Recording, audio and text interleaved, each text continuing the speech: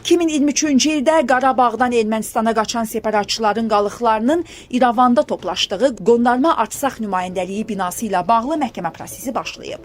Qondarma nümayəndəliyin binası ilə bağlı məhkəmə iclası 2026-cı ilin may ayına təyin edilib. Bu ilin 15 iyul tarixində Ermənistan Baş Prokurorluğu nümayəndəliyin binasının mülkiyyət hüquqlarının etibarsızlığı ilə bağlı inzibati məhkəməyə müraciət etmişdi.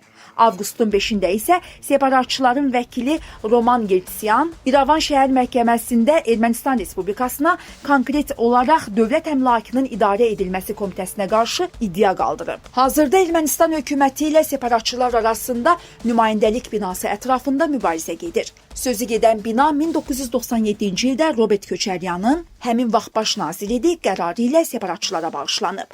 Hraparak nəşri iddia edir ki, Paşinyan hakimiyyəti nümayəndəlik binasının ləğv edilməsi ilə bağlı qərar verməkdə tələsmir. Gözlənilir ki, bu bina Bakı ilə danışıqlarda güzəşt kimi ləğv edilsin, nəşr iddia edir. Qarabağ münaqişəsi başa çatıb. ATƏT-in Minsk qrupunun ləğvindən sonra bu məsələ beynəlxalq müstəvidə də bağlandı. Buna baxmayaraq, separatçıların İrəvanda nümayəndəliyinin hələ də qalması, ümumiyyətlə onların Qarabağ adı altında fəaliyyət göstərməsi sülh prosesinə mənfi təsir edir. Dəyərli izləyicilər, ölkə və dünya gündəmi ilə bağlı xəbərlər təqdim etməyə davam edəcəyik. Öz fikirlərinizi şərh bölümündə qeyd etməyi unutmayın. Sağlıqla qalın.